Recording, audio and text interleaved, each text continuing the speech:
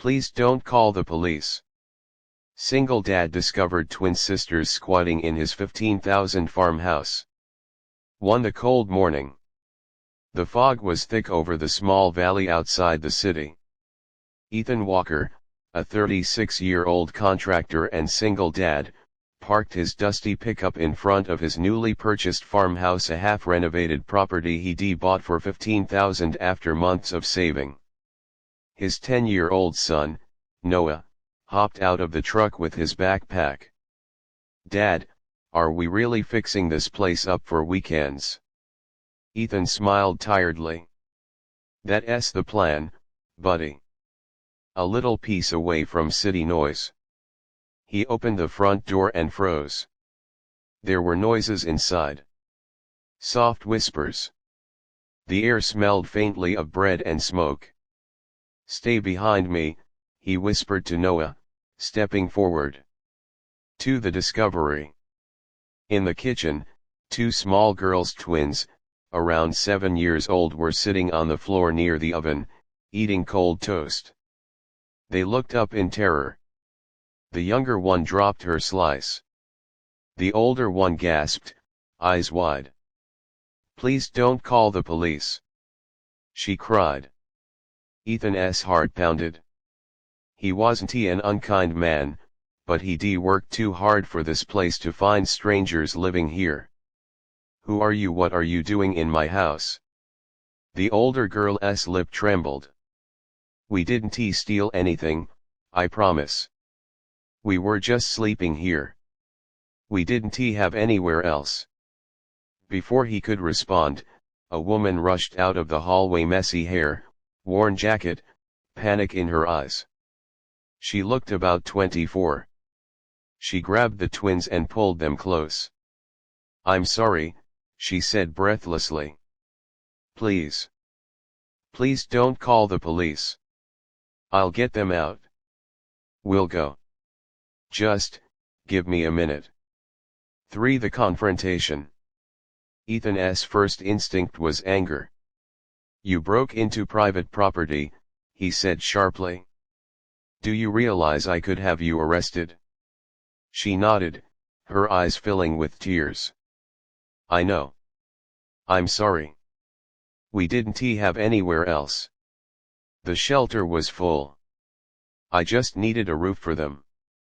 I didn't mean any harm." Her voice cracked. The twins clung to her jacket, terrified. Something inside Ethan softened. He looked at his own son, who stood behind him watching quietly. Noah whispered, "Dad, they look hungry." Ethan sighed. He rubbed his temples. "What's your name?" "Lena," she said softly. "Lena Morris. These are my sisters, Ellie and Emma." He looked around. The farmhouse was dusty but warm. Their small blanket in the corner told him they hadn't been here long. For the choice. He should have told them to leave. But when he saw the twins' tiny shoes, the way Lena's hands shook, something in him refused to be cold. "Fine," he muttered. "You can stay for one night." "One. But no funny business." Lena's relief was visible. "Thank you. Thank you so much." He brought them some instant soup from his truck kit and helped light the old stove. Noah sat with the twins, quietly showing them his comic books.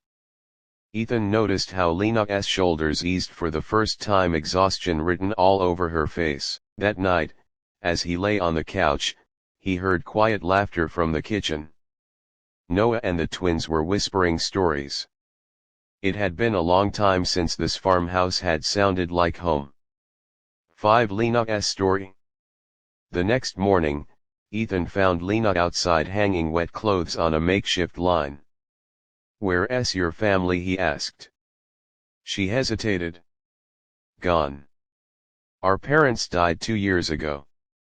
I tried to keep the girls safe, but rent got too high. I lost my job last month. We were sleeping in a bus station until we found this place." She bit her lip. I saw it was empty. I thought maybe, just for a few nights. Ethan nodded slowly. He'd known struggle too. After losing his wife to cancer 5 years ago, he'd been both dad and mom to Noah. He understood desperation. 6. Fixing what's broken. Over the next few days, the arrangement changed quietly. Ethan didn't ask them to leave. He offered breakfast. Lena insisted on helping with repairs, sanding walls, painting fences, washing dishes. Noah and the twins became inseparable, running through the overgrown garden and turning the dusty barn into a pirate fort. One afternoon, as Lena was scrubbing a window, Ethan watched her from the ladder outside. Her laughter carried through the air, soft, honest.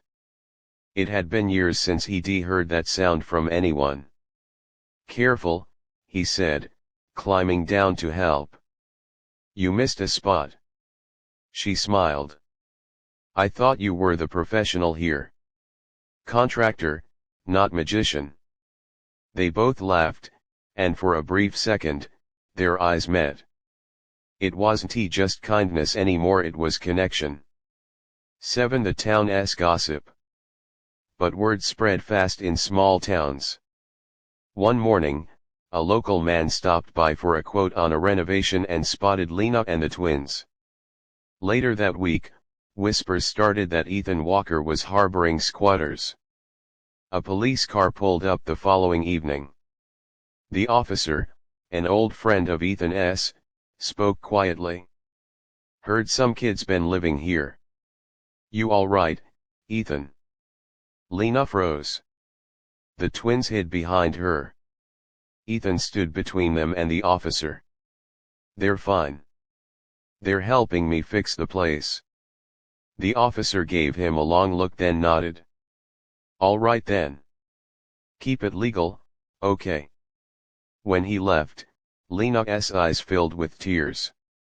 You didn't have to protect us. Yes, I did, Ethan said. Because someone once did the same for me. 8. The farmhouse becomes home. Weeks passed. What began as pity became friendship and then something warmer. They worked side by side, fixing the farmhouse room by room. Lena found part-time work at a local diner. Ethan brought her tools and taught her how to repair drywall.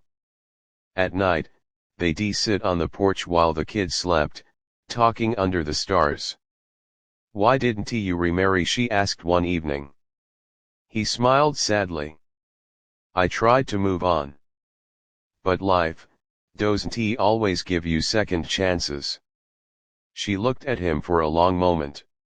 Maybe it's trying to give you one now. 9. The turning point. One stormy night, Lena didn't come home from work. The roads flooded, and Ethan drove through the rain searching for her. He found her walking along the highway, soaked, shoes in her hand. He pulled over. Are you crazy? Get in. She slid into the truck, shivering. The bus broke down. I was scared to call. I didn't want to bother you. He handed her his jacket. You're never a bother, Lena.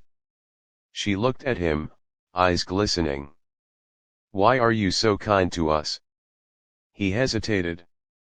Because you remind me what family feels like. They sat in silence, the rain drumming softly on the roof, hearts speaking louder than words. 10. The offer. A month later, Ethan finished renovating the farmhouse. He'd planned to sell it, but now, he couldn't imagine it empty. At breakfast, he placed a small key on the table. Lena looked at it in confusion. What's this? It's yours, he said quietly. You and the girls. I want you to stay here. Make it home. Tears filled her eyes. Ethan, we can't. You already did, he said. This place felt alive again because of you. She stepped forward, touched his arm gently. You gave us back hope. He smiled. You gave me back something too. What's that? Love. 11. The confession. It was a quiet evening when it finally happened. The kids were asleep, the crickets sang outside, and the soft glow of the kitchen light painted the room gold. Ethan stood by the counter, watching Lena pour tea. She looked up shyly. You keep staring. Maybe I'm just grateful, he said. For all of this. She smiled. I should be the one saying that. He took a step closer. No, Lena. You saved me.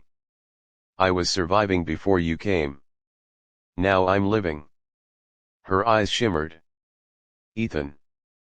He leaned forward and kissed her gentle, warm, full of everything they hadn't he said. Outside, the wind carried the sound of laughter from the children's room. Inside, two hearts finally found home. 1 year later. The farmhouse stood proud, now white fence, fresh paint, a small garden of daisies out front. Ethan and Lena had married quietly under the old oak tree. Noah called the twins his bonus sisters. Lena worked at her own little home bakery. Ethan ran his construction business with more heart than ever. Every evening, they gathered on the porch, 4 kids, 1 couple, and a sunset that painted their world in gold.